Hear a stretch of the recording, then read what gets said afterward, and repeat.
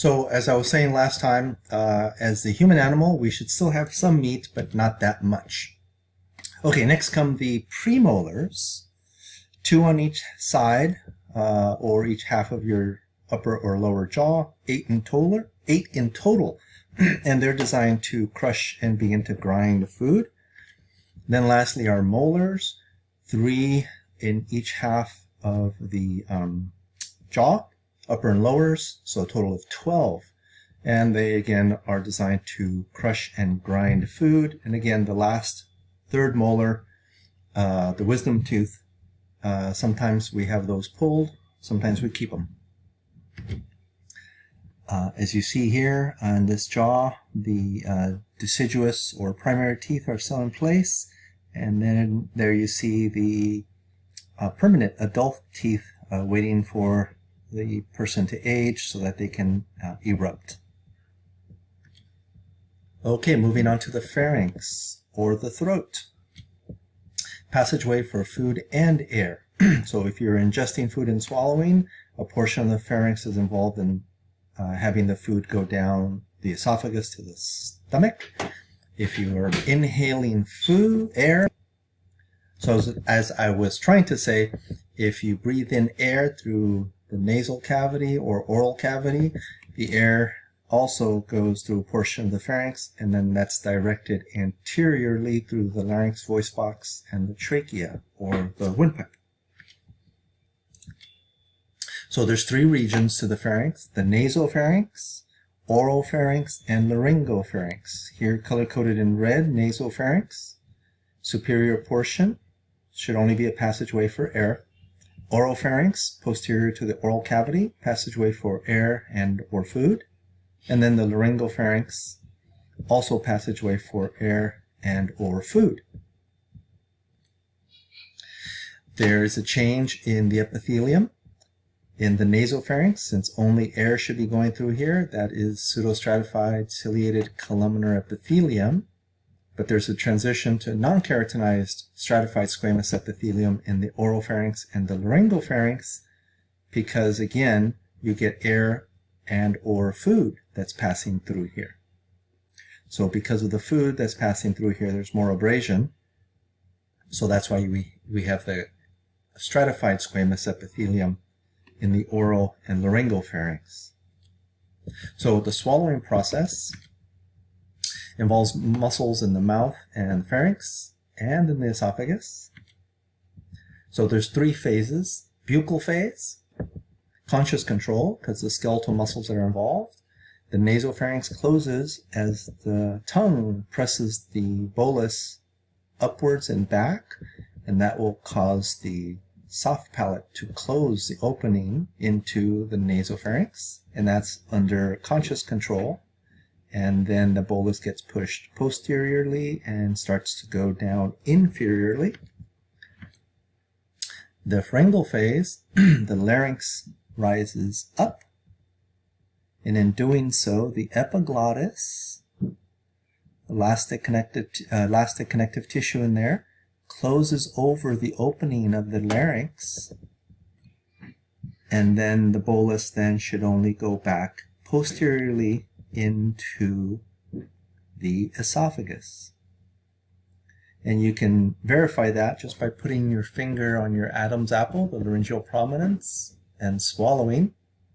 You notice that that larynx and the Adam's apple move up, and in doing so, that helps the epiglottis close over the opening to the larynx when that bolus starts to come back down or starts to move downwards. Then the esophageal phase, here number 3, the upper esophageal sphincter opens as the bolus pushes in. That causes the smooth muscle of the pharynx to start contracting, right? The inner longitudinal, the inner circular musculature and the outer longitudinal musculature, smooth muscle of the esophagus start to contract rhythmically and starts to push the bolus down through peristalsis towards the stomach. And then once it gets towards the stomach, then the lower esophageal sphincter opens up and the bolus falls into the stomach. So the esophagus, this muscular tube that goes from the larynx, esophagus, from the pharynx, the throat, all the way down to the stomach, passing through the diaphragm, right there, at that level, through an opening, the esophageal hiatus, opening through the diaphragm.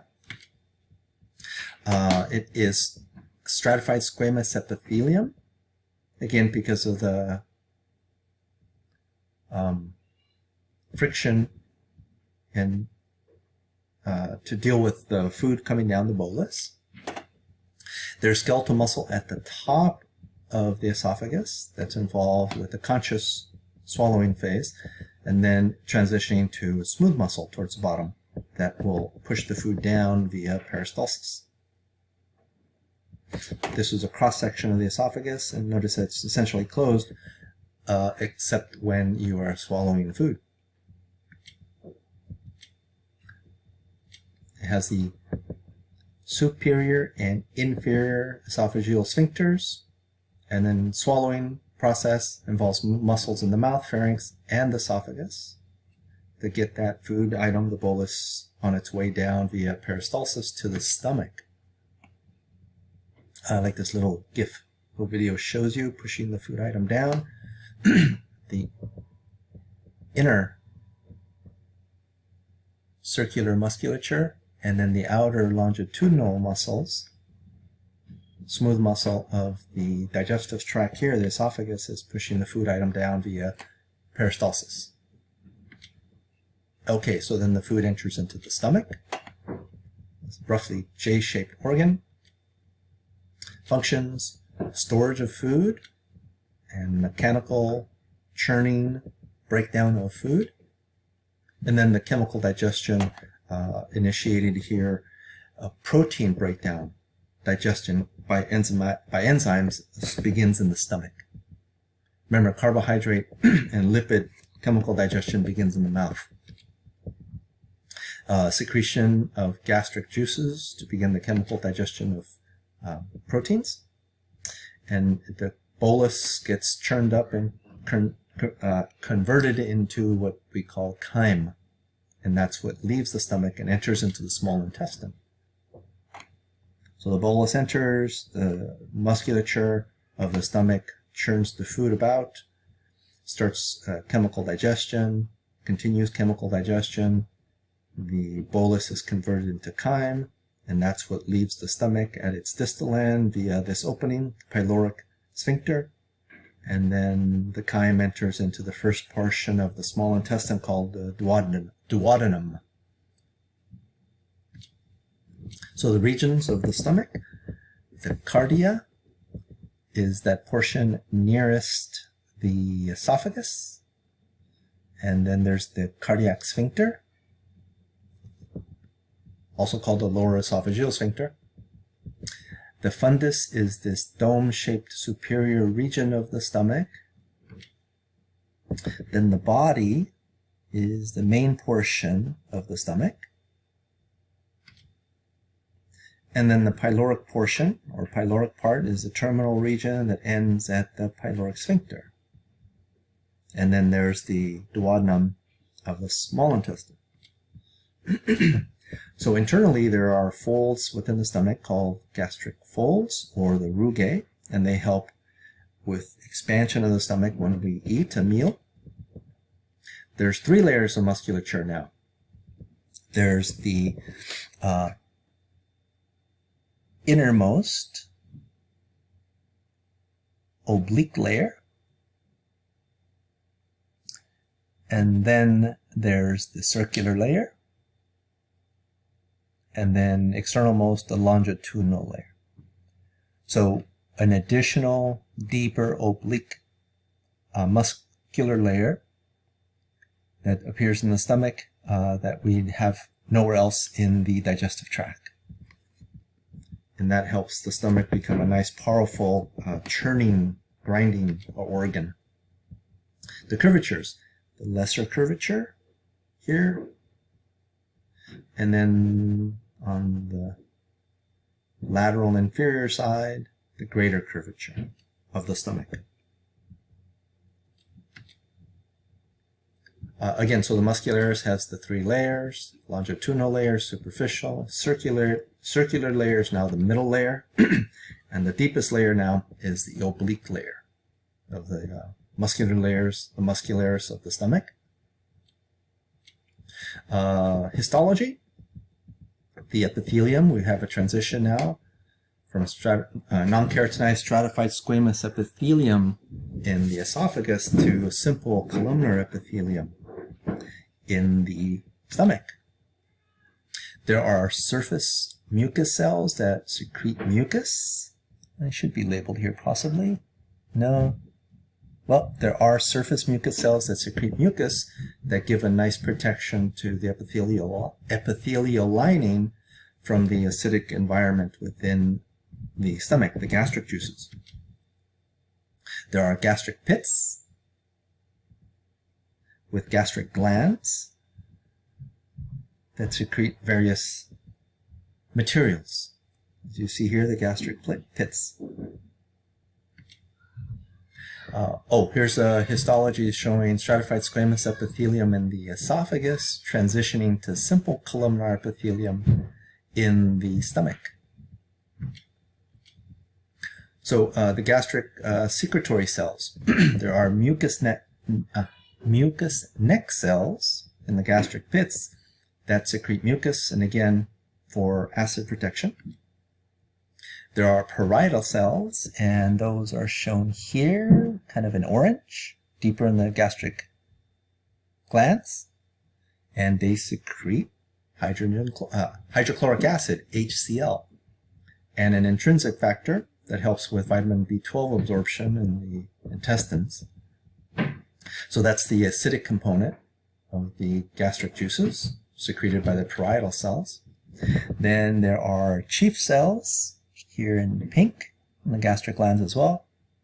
And the chief cells secrete a precursor to pepsin called pepsinogen. And that's an inactive proteolytic enzyme to break down proteins. And it is activated into the active pepsin form of the enzyme in an acidic environment. And the acid again is secreted by the parietal cells. And then there are also enteroendocrine cells, G cells, here in yellow. And they secrete the hormone gastrin, which stimulates the parietal and chief cells and also smooth muscle contractions. So they help accelerate the digestive process and help move the food along, starting with the digestion here in the stomach. So regulation, mostly controlled by the autonomic nervous system. Remember the rest and digest parasympathetic division. Digestion increases gastric GI secretions, increased peristaltic activity, relaxing sphincters for movement and passageway of food materials, and vasodilation of the blood vessels in the region to increase blood flow. The sympathetic input inhibits digestion. So remember, in emergency type situations, when the sympathetic division of the autonomic nervous system kicks in, our digestive processes are inhibited. Remember this figure from ways back? Right. Parasympathetic, rest and digest, increasing digestive activities of the digestive system. Transitioning to the small intestine now. So here's a stomach. The chyme that's been produced enters, passing the pyloric sphincter into the small intestine, the first portion here in blue, called the duodenum. So the completion and the bulk of the chemical digestion occurs in the small intestine, and most of the absorption of nutrients and much of the water is absorbed across the epithelial lining of the small intestine. To accommodate that, it's pretty long, about 20 feet long, all packed up into your abdominal cavity. The regions, the first